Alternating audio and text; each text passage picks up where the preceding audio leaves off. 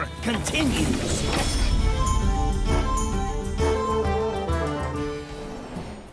Hello, everybody. Welcome back to the HCT America's Summer Playoffs. I'm TJ, joined by the Admiral.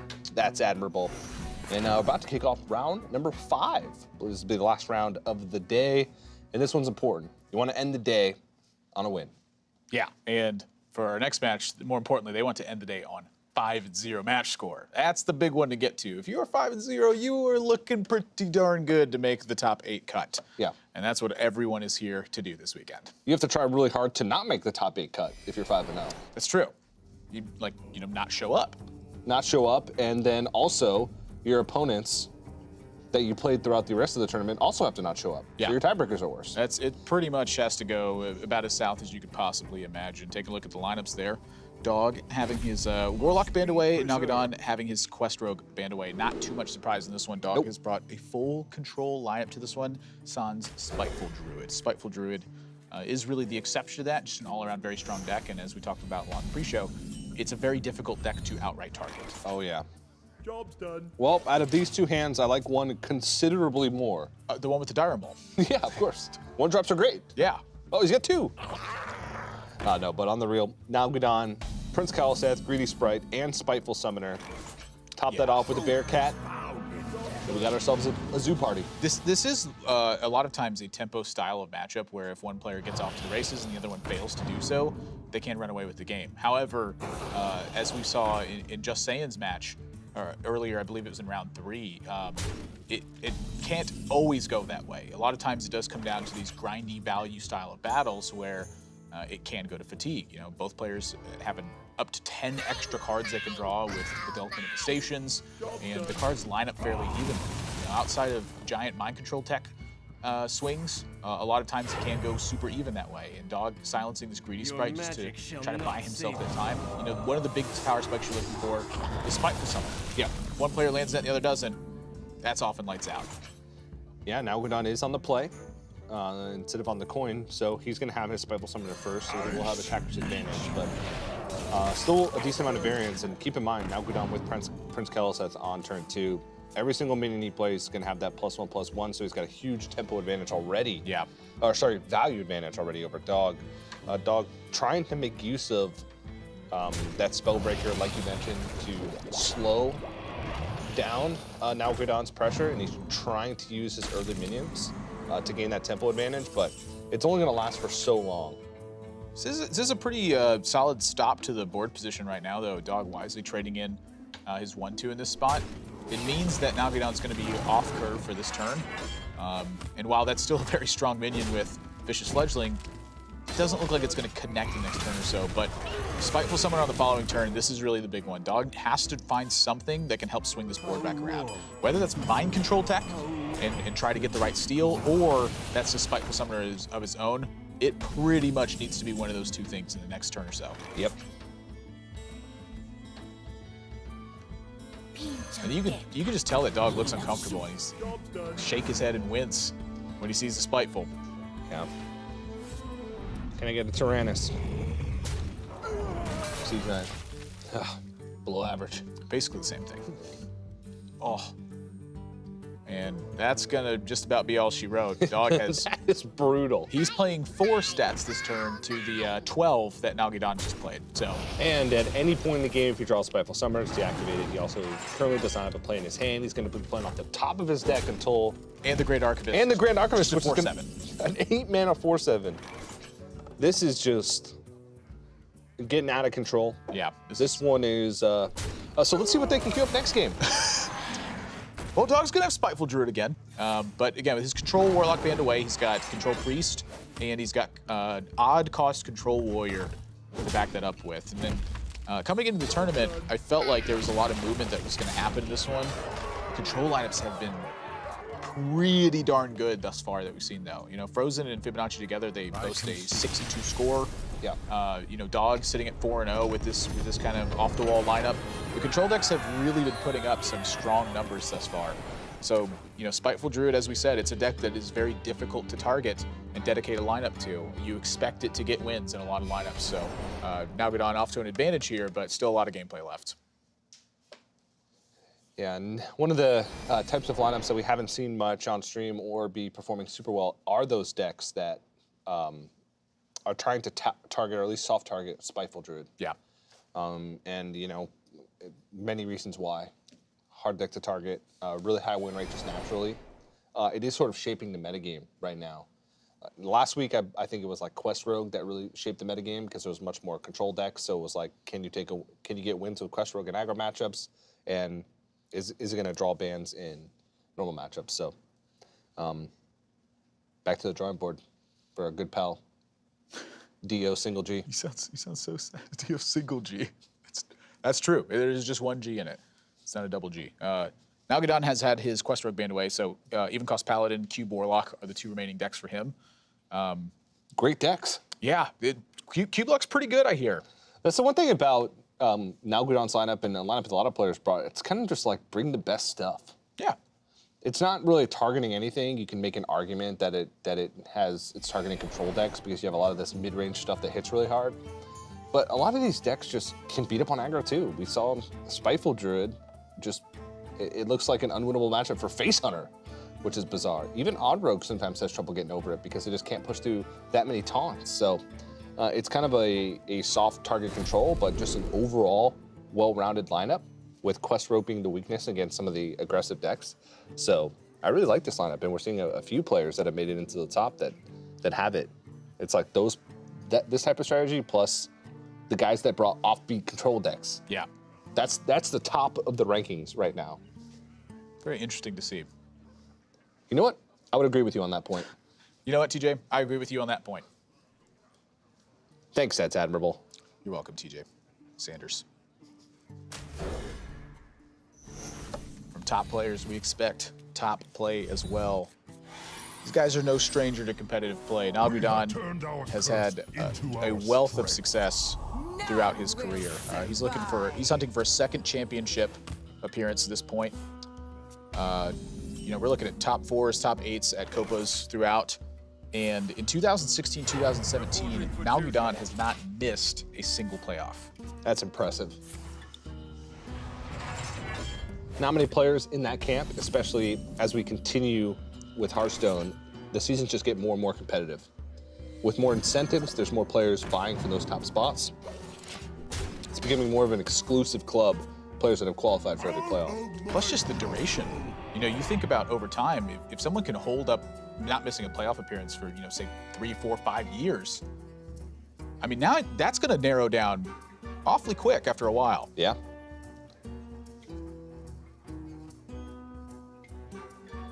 Nalguidan's still missing that World Championship appearance, so that's what he's gunning for this year.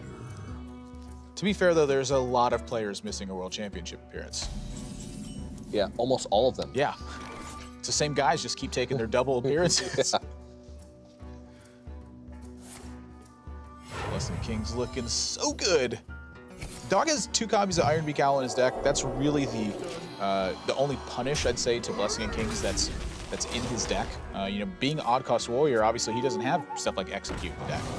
You know, his main ways to kill stuff is Shield Slam with a bunch of armor, and you're getting a glimpse at some of the cards that make this deck work. A lot of times this deck will either gas out from playing all of its cards, in which case you have the Azluna's Soul Thief in matchups, say, against Warlock. Elise, the Trailblazer, just adding additional cards to your deck and buying you that 5-card draw, and King Mosh acting as another board-wide sweep to couple with your Whirlwinds or maybe your Town Criers later in the game. This deck has a lot of removal in it, and it packs a big punch, but it takes quite a while. Dog has managed to weather the storm thus far. Hasn't taken too much damage, has multiple ways to deal with this Acidic Swamp Ooze. He can Faceless it and just try and hope that gets the job done, or he can just use the second Iron Beak Owl, contest it on board. Now he shakes his head and sees the second owl. That was right off the top, too.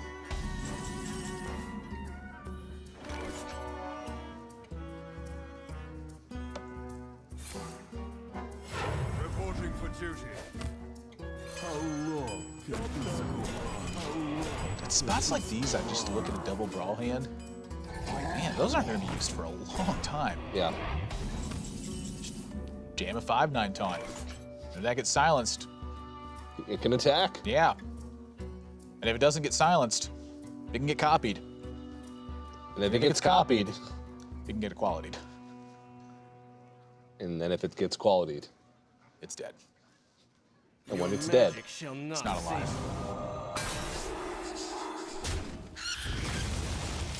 Reporting for duty. Just chipping away. I mean, you know, I said that brawl wasn't going to be used for quite a while, but it's looking like a brawl turn to me. yeah, Gemset of Golem wins this like 90% of the time. Wow, not even going to attack first. That is interesting to me.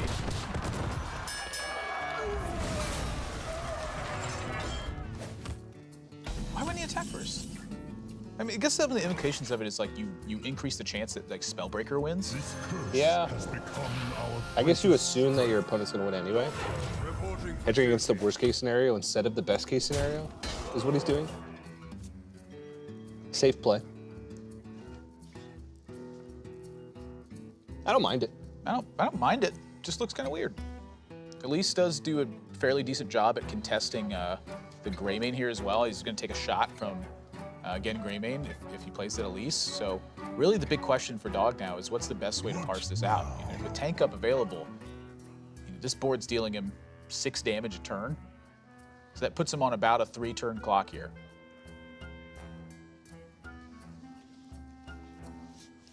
And if Dog doesn't deal with it, though, Nalguidan is in a position where he can just say, "Your power, go," not put any more resources into a potential second ball.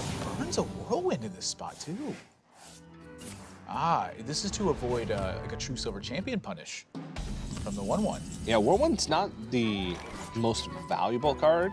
He has a second Whirlwind and another Whirlwind effect with Baron Geddon. Whirlwind, its other purpose in the deck is to basically activate King Mosh, and that's essentially it. Yeah.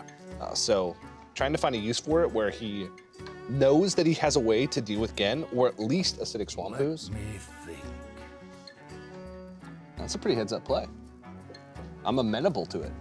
I don't know what that means, but Me neither. same. I'm amenable to it now.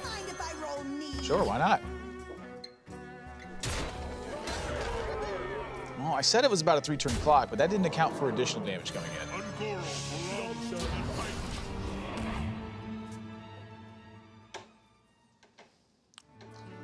How about a Darius Crowley? That is, it feels like a decent draw right now with the Darius because he's able to wipe up the Sunkeeper Tarim here. He's got a Rabid Worgen, though, too.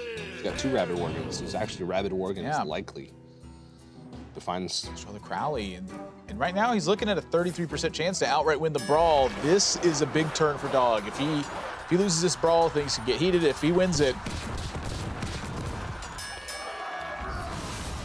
and that's actually the best, the second best outcome for Dog in terms of him losing the brawl is the Loot Hoarder doesn't pick up a card in this situation. But that is a lot of damage that Nalguidan's sporting now. But can you go in this early? That's the question. Like, if you just jam Avenging Wrath and then Dog follows it up with heaps of armor gain, then you just use Avenging Wrath. It's like pay 6, deal 4. Oh, and he's playing the Ooze, and Dog now has the Baron Geddon set up. That's going to chip away at his armor as well. And options. You were talking about it earlier with the Darius Crowley, and then Faceless it afterwards, after it's gained its stats. That second copy now has Rush and can attack as well. You know, I think we're coming close to approaching that spot. And facing down a True Silver Champion when you're at 10 life here, Dog knows that a quality Avenging Wrath is often going to get him. Just an Avenging Wrath in general is a very scary thing to face down at the moment. Almost everything is scary at this Yeah. It's not at a lot.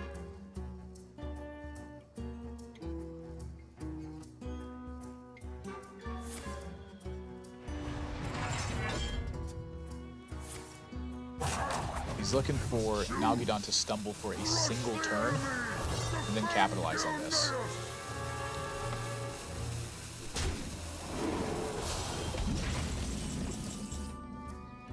Cold Arms doesn't even have many 2-drops left.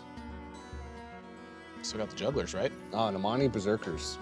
And a Direwolf Alpha. Yeah, actually, he's got a ton left. I saw the oozes early on. I'm like, wow, that's a lot of 2-drops in the opening hand. Yeah, he's running 9 2-drops in the deck. Yeah, that's a lot. It's the 2 ofs with the Berserker's Ooze, Juggler, Hoarder, and then the 1 copy of Direwolf Alpha. Yeah. So he might be able to piece together some damage with Jugglers here. He knows Brawls are both gone. Reckless Flurry, still an option. Baron still an option. Nalguidan's got 17 damage this turn with Consecration and Avenging Wrath. So he's looking to now snag those Jugglers, push that pressure on the dog. Snagged 1, but it came 3rd, so no immediate Reporting for juggles. duty.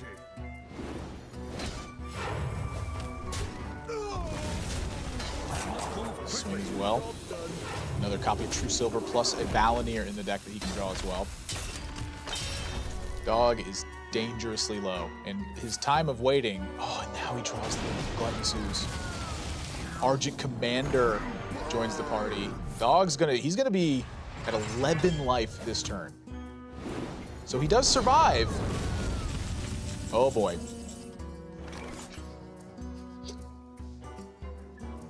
To Northrend? It's looking like, yeah, I'd bring in the pup to Northrend here personally, but you know, there's a big argument for the Spellbreaker as well, but the Baron Geddon's just hitting dog. Like, you kind of want that to stay there for a turn or so just to deal him damage. Yeah, I mean, Nalguidan is under no threat of pressure right now. He's got 28 health. Baron Geddon is working for him just as much as it's working against him with the way his hand pans out. With double Avenging Wrath, he's just looking for a way to close out the game as quick as possible. And limiting Dog's armor gain to 2 a turn is something that can help him do that.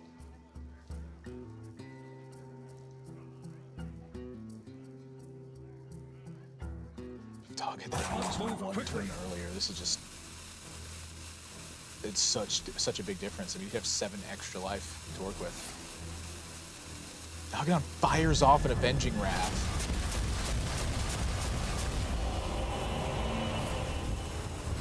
Reporting for duty. Baron Geddon lives, but can be traded off now. I'll be curious to see where this goes because, you know, Dog can't sit here forever and play this game either. He has to figure out a way to eventually kill Nalguidan. You know, if you just keep waiting and keep waiting and keep waiting, eventually Valenier, just the single 1/1 minion every single turn and the charge damage available is going to get him. There's a realistic possibility that Baron Geddon trades into a 1/1. That'd be a heroic Silverhand recruit. I mean, I don't think you can afford to leave this on the board. It's damaging your opponent's minions, but Nalguidan has shown that his hand is probably spells. If I'm in Dog's spot, I'm thinking about second Avenging Wrath. And so I think Dog's just going to load up as much on the board as he can. Hold a Rabid Worgen. Second Consecration now. That's Avenging Wrath will deal 7 guaranteed. The Consecration will deal 2.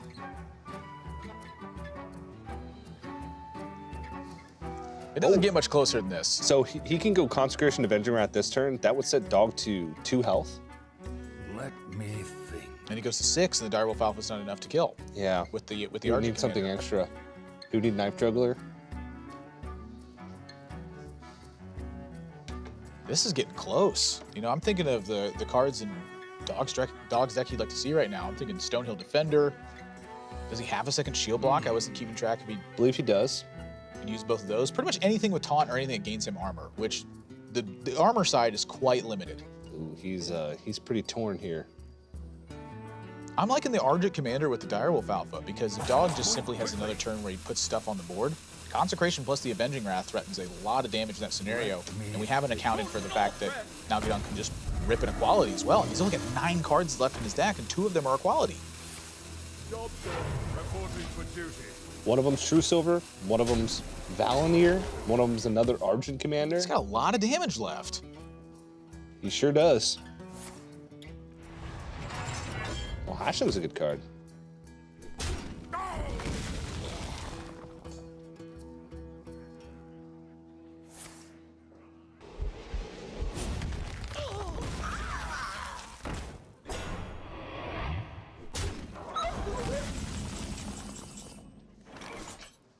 Well, that does deal negative damage, or no, it is +1 damage right now. over the course of the next couple turns. Yeah, I mean, this is a potential lethal. I'm actually ever curious if you fire off the Avenging Wrath here. Consecration Avenging Wrath. If all 8 hits go to face, that's a win on the spot. I mean, with open deck lists out there, you know, Dog's getting deep into his deck as well, and some of these cards have been held now for a couple of turns. He knows that. I don't remember which Rabid Worgen Dog he played. Did he play the one he drew from the Town Crier or the one from his hand? That's a good question. Because Nalguidan is thinking about Gluttonous Zeus to some degree. These are open deck lists, and so he knows what's left of the deck.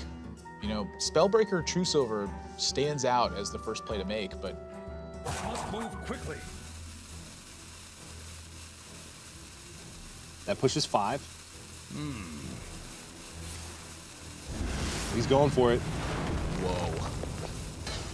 So he wants the True Silver to actually deliver the final blow, thinking, he's going to... Well, I don't know. That's 4 less damage the dog takes now. I wonder what he's waiting to Spellbreaker. Taunts left are Stonehill, the Direhorn Matriarch that would be drawn from the Direhorn Hatchling, which wouldn't have happened if he silenced the first one. I'm furious! And now it looks like Dog's turning the corner. He's up to 15 now. I mean, the equality's no longer... Nalguidan doesn't have the damage really to do this anymore.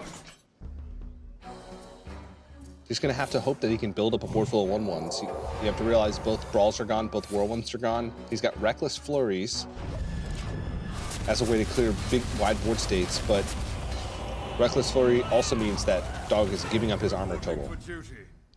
to use. Valanier's deep into the deck. If that card's drawn early, you know, this is a very different game where Dog is under the threat of that damage turn after turn after turn after turn. And the back end is so deep in Nalguidan's deck, you know, maybe that's what he's thinking about with the Spellbreakers. I just need a big thing to get a Valanier equipped. And Amani Berserker is a pretty terrible draw at the moment. So cards left remaining in the deck for Nalguidan. There's a second Equality, a second Knife Juggler, I believe Loot Hoarder, Glass Knight, Argent Commander, Valanier.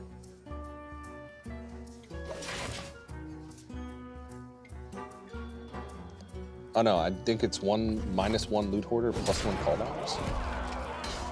Yeah, I think that's what it is. Yeah. But Call Arms will only pull a Knife Juggler. I've got That's a weird sight to see right there. Just play the big game hunter. To Northrend! That's a big draw right now because Dog does not have Reporting for duty. a big response in hand. He's not going to kill off the big game hunter though, and that does give Dog an option for the Faceless Manipulator now to make a trade on this Argent Commander and effectively take no damage. And Goro Pack gets drawn. 2 Sudden Genesis? Make a copy of each damaged minion that you control. That is not helpful. Shadow Visions could pick up, I believe there's another shield block. It could also search for Reckless Flurry. Is there Shield Slam left? Yeah, maybe. But those are the only spells, so it's kind of guaranteed to pull all the remaining spells left. So Dog uses Adaptation. He's going to find himself a pair of 1/1s here. He's going to clear off as much of this board as he can. It's about as best he can hope for. At 9 life, there's not a card in Nalguidan's deck that outright kills him.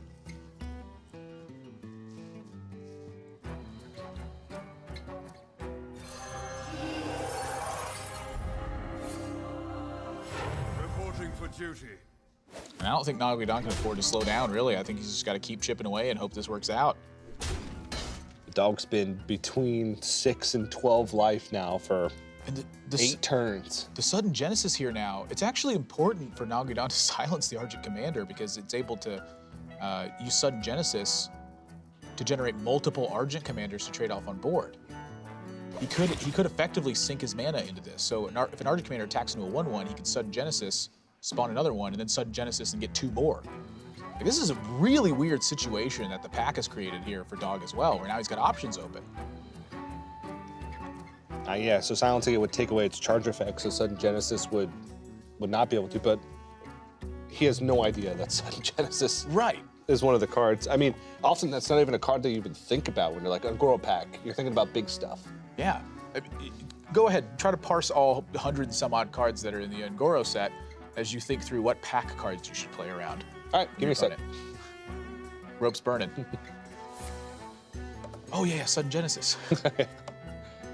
And there's a shield block. And that's gonna leave Dog very comfortable in this situation. I think that he has turned the corner here.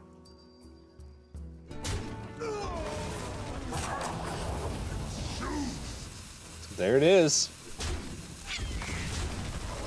That is just weird. Yeah, and I think Dog's got this game wrapped up. With the way Nalguidan's hand, he doesn't have any chargers to make immediate use out of Valinir. He can start, but Dog's got a ton of armor gain. He's got this shield block.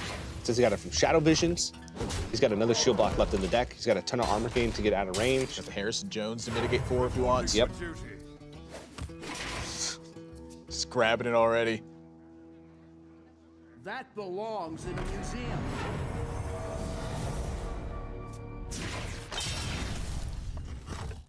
And that Gorehowl has been putting in work. 5 Silverhand recruits chopped down by that Gorehowl so far. Comfortably at 9.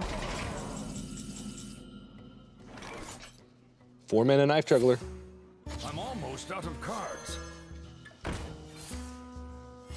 Reporting for duty. Still not that bad. He couldn't do anything else the rest of the mana. Your magic shall not. I think it's just, I just don't think this is enough to get there. I mean, Valinir is going to hit turn after turn. That's true. Didn't think about that. But, you know, that's being negated by Tank Up right now, and Nalguidan doesn't have a minion left. The last card in his deck, I believe, is Equality. Yeah.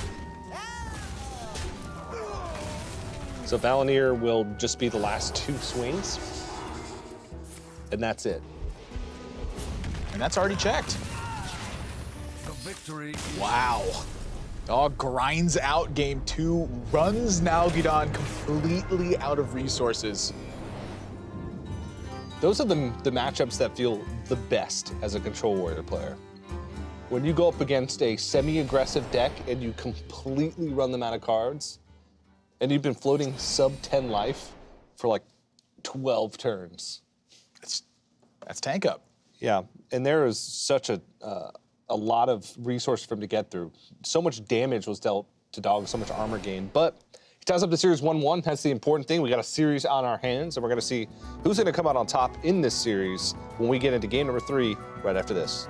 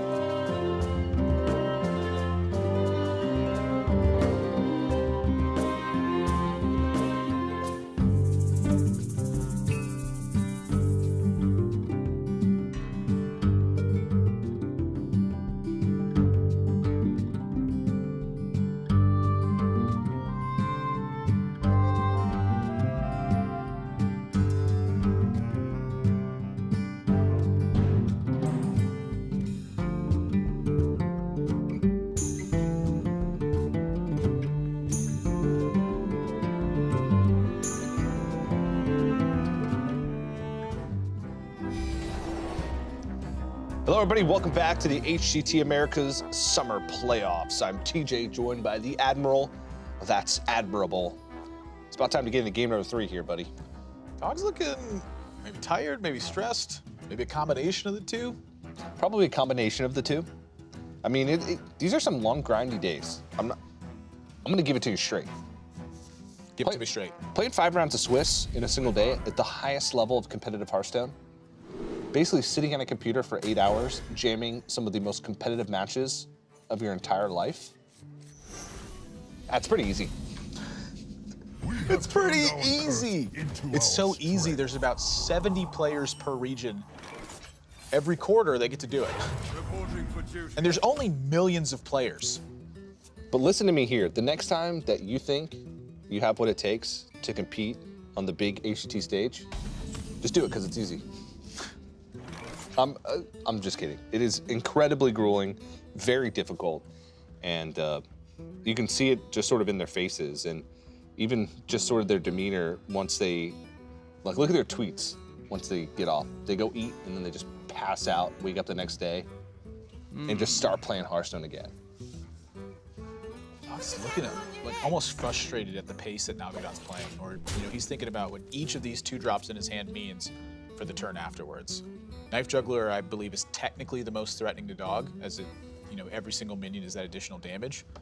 But Dog, oftentimes when he plays on his stream, he plays very quickly, and that's something he's been known for. And you get deep into one of these days where it's a lot of hours, and you feel like you're against a tough matchup, and your opponent's taking time, and then they play possibly the worst sight that you can see on turn 2. Curious if that can get to him after these long days. Loot Hoarder is about the best follow-up to that Knife Juggler, I'd say, as well. But this threatens the Wild Pyromancer turn. Say with a coin and a Power Word Shield. Reporting for duty. Yeah, Money Berserker kind of forces the Dustbreaker as opposed to Wild Pyromancer shenanigans. Whereas Loot Hoarder just allows Dog to be just pretty reserved with his resources. He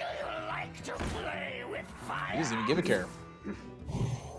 He's got 2 Power Word Shields. And that's not something Nalguidan counted for. And you see it in his reaction. That does not make Nalguidan happy. It makes him the opposite of that. Yeah, hoping for a call to arms draw. Blessing of Kings. With no minions on board, staring at a Wild Pyromancer with only small minions. Oof. Thinking of a card from the Shadow Visions that'd be really good here. It's called Divine Him, and it heals all of your units for 6. But Dog's even got good plays outside of that. Scale Worm, being able to trade over and leave both of his minions alive. And then next turn, no, because both of his minions would be at 1 health, and then he would have to heal up 1. But he could go for a Northshire Cleric play the following turn to set things up, and Dog has basically answers to just about everything. Nalguidan draws Call to Arms, goes wide in the board, Dustbreaker. Nalguidan draws a weapon. This is good too. This just challenges the Knife Juggler, draws him an extra card, gets rid of another threat, and builds towards his endgame plan. Dog here is just trying to basically stabilize the board position. Yeah. If he stabilizes and Nalguidan missteps, and the Dog's able to heal back up, he's going to have almost no chance to have reach by the end of the game. It's very true. That little Northshire Cleric is threatening a lot more than just another card draw.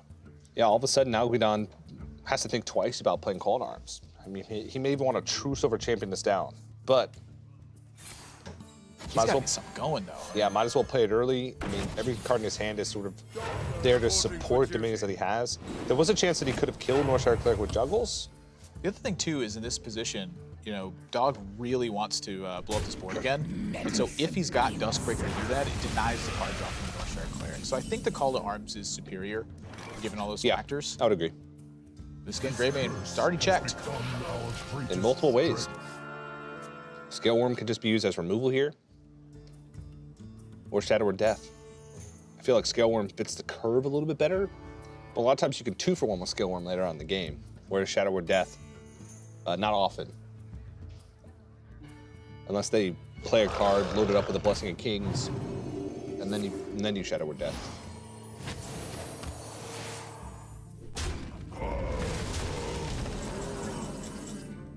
I want to say I'm a bit surprised by the Scale Worm there over the Shadow Word Death. Looking at like a Tempo Blessing at King's target he couldn't handle, maybe? It's possible. It is technically more mana efficient, but I'm not really sure that's a super important measure, you know, at this stage of the game.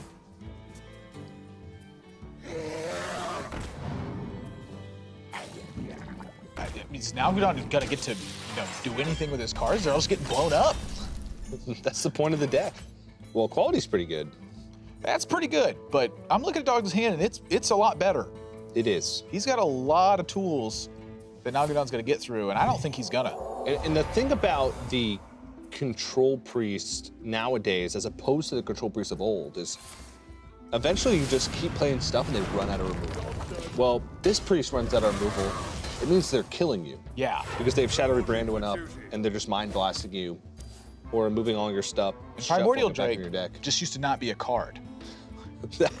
That's also a great point. Yeah, and this is crushing to Nalguidan. Like, there's just basically nothing left in his deck that challenges this efficiently. You know, he's left with just spells in his hand that are meant to push for the end of the game. We're at the end of the game, and Dog is 2 life below his starting total. And now Dog was probably planning on playing Shadowy Branduin next turn anyway. And this just gives him a target to want to do that even more. This game is just all Dog. It's just, Nalguidan got crushed in this one. It's no contest. He's going to think about it and then quickly realize that, yep, that is the best play.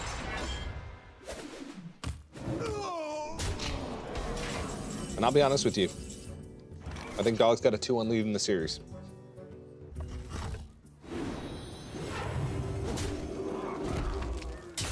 Nalguidan can find 3 Deathwings off this Call to Arms, and he'd still lose, because there's a Psychic Scream in Dog's hand. Reporting for duty.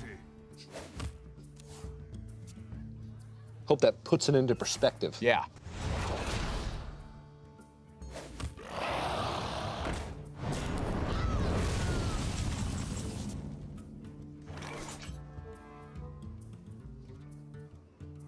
Does need to find a little bit more damage to end the game, but that shouldn't be hard.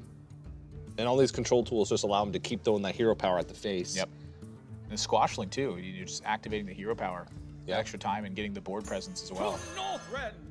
Yeah, sometimes 2-1s just can get the job done.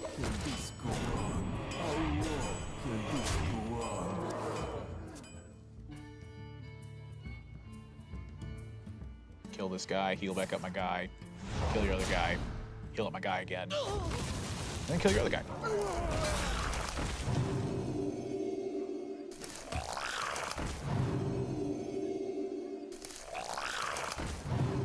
That'll do it.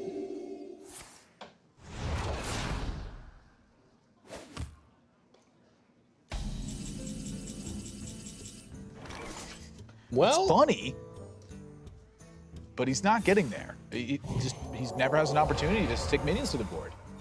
yeah, he's just so far away. He got outscaled very hard this game. Yeah.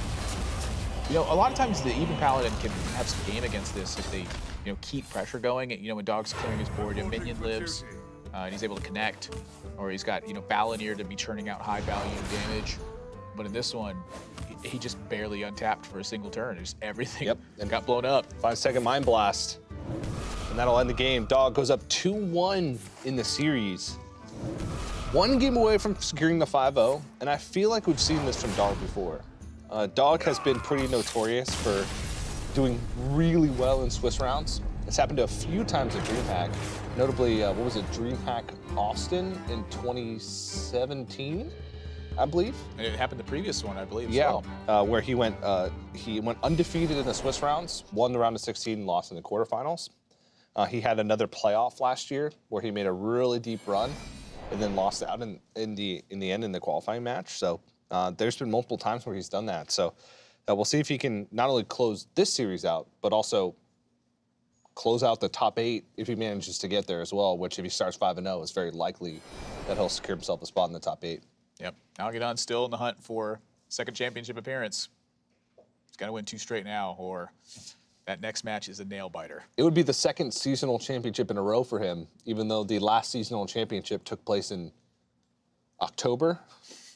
It's a bit of the shift in schedule as we move into a more seasonal style of championship going on. You know, the World Championship separating from BlizzCon as well to be its own standalone event. Yeah, it was only like 7-8 months ago. But it would be 2 in a row, technically, for him, for the seasonal championships. And we talked earlier about just the way in which Nalguidan got knocked out of the Summer Championship was brutal for him as a player. Dirty Rat became his least favorite card instantly. Well, it might be Avenging Wrath in this one. Yeah, those have been in his hands a lot. A lot, yeah. And the thing about it is, a lot of times Avenging Wrath's great when you get a board full of minions, and then you're protecting those minions with Avenging Wraths. Or you're using it to clean up or just push burst damage. But for him, it's kind of been like, well, my opponent has the board lead, so I have to use this Avenging Wrath to try and gain some semblance of board control. And then by the time he gets down to it, he doesn't have any burst to finish the game, so. And that's a big draw early on for Dog with the Crypt Lord. That is a tough one for Nalguidan to effectively handle. Look at just this opening hand in general. This is a great hand versus any aggressive deck. He's just missing. Oh my goodness. I think Nalguidan is early on in trouble here. He's got a Spellbreaker, he's got a copy of Call to Arms. And the Direwolf Alpha delivers a bit of a punch here, but I'm thinking Monty Berserker's got to be when it comes down. Yeah. He's got to build up a board presence and then find a way to crack through this.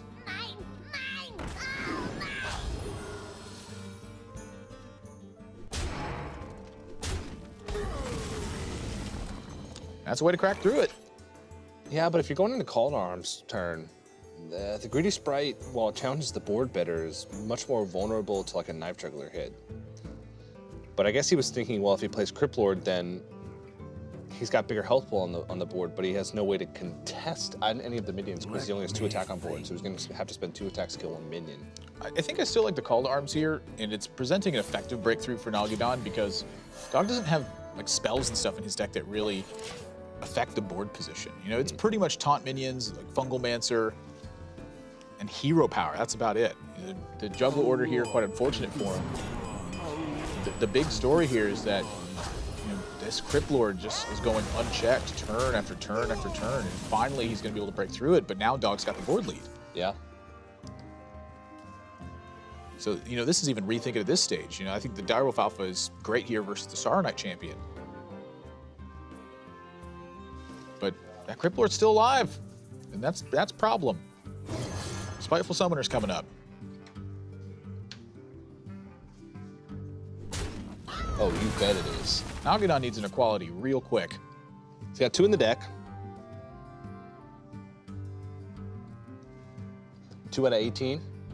It's roughly 50%. The other draws it or he doesn't. Yeah, that math checks out. Trust me, I'm a scientist. Ooh. Okay. He's got to get rid of the Crypt Lord. Like, there's just no way he's winning if Spiteful Summoner backs that up even more. Yeah, I'm down with that play. Reporting for duty. Job done. As soon as he draws an equality, though, I think he's in quite a good position.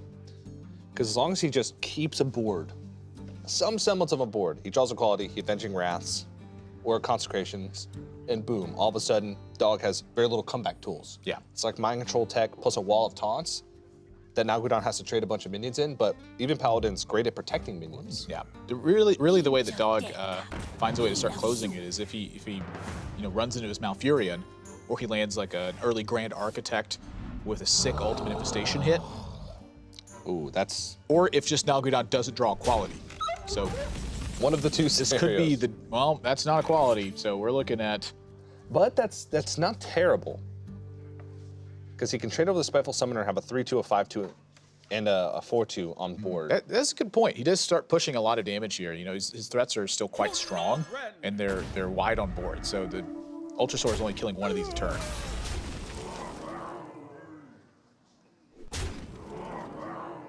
Maybe even just hit face with the Argent Commander. And you lose 2 guys this turn.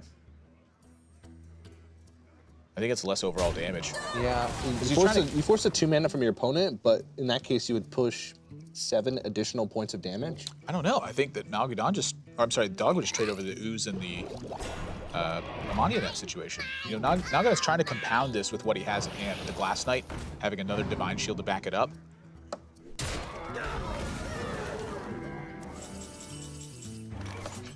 No quality, but man, this is not looking too bad for Nalguidan, honestly. Like, he's really close to turning this around, I think.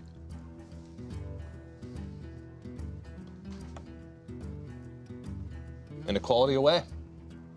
Just the Consecration looks decent here. The Spellbreaker's looking okay. He's pushing a lot. It's just Dog's got so much taunt left in hand. Like, that's really the thing I'm fearing for Nalguidan is getting past this wall that Dog's gonna keep putting up. The low attack taunts, so you can value trade off of them. One thing about Spiteful Summoner Druid is that because you run Spiteful Summoner, your only removal spell that you run in the deck is Ultimate Infestation. He's got,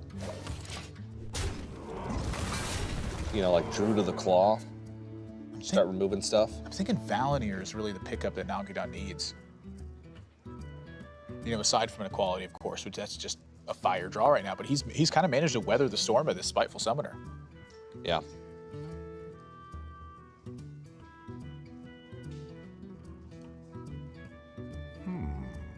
And Dog, despite his early board leads, has spent almost all of his turns trading. So the amount of damage he's actually been able to push on Nalguidan is quite low. Yeah, I mean, and that's the name of the game with Dog. It's outlast the potential. Survive. Yes.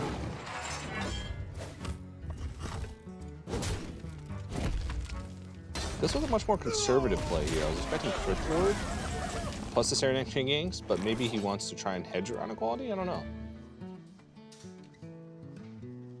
Well, this is the weak turn for Nalguidan. I think this might be where it turns back around. We're entering back into equality or bust territory, and frankly, the equality right now doesn't even look that good. This is a big turn for Dog, too. Not the draw he's looking for. Well, Your magic shall not cease. double Spellbreaker.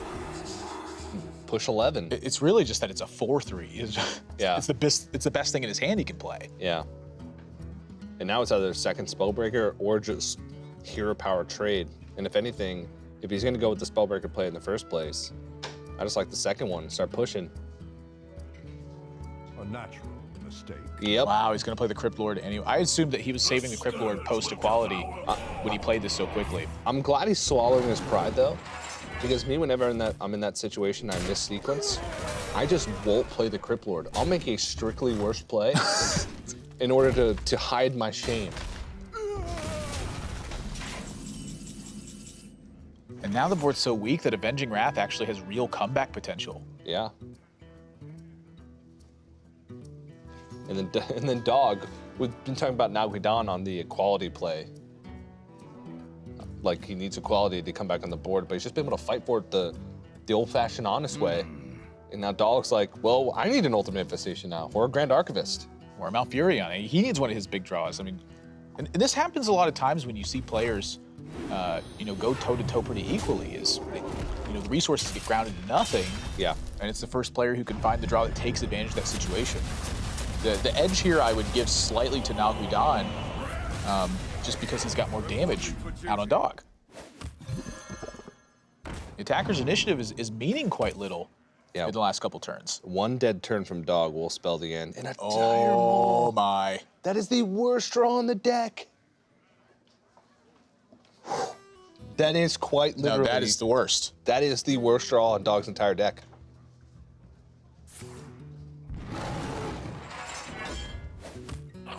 Now he's got to play the second Spellbreaker. He's got to say, I got to go for it. Your magic shall not cease. Got to hope one of my Ultimate Infestations or my Grand Archivist. Yeah, shut up, Dire Mole. He wish he could silence it back into the bottom of his deck.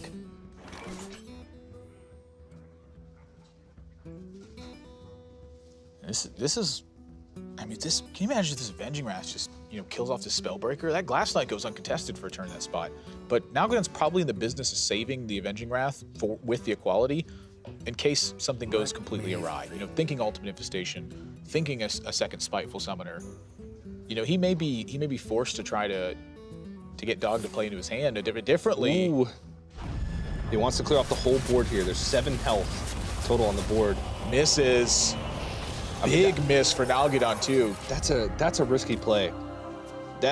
I like it though. That doesn't clear. Oh my gosh, that is a huge draw for Dog. The perfect card in the deck.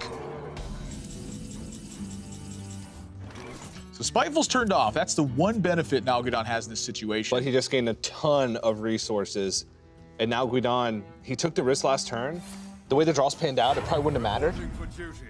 But that one hurts. And you can see now Guidan visibly frustrated after seeing that draw off the top. I mean, at this point, getting close to the end of his deck, 3 out of 17 of his draws, got some kind of Ultimate Infestation out of his deck, so it's not the most unlikely thing in the world. I mean, that's why Nalguidan took that risk. He knew that point was coming at somewhere down the road.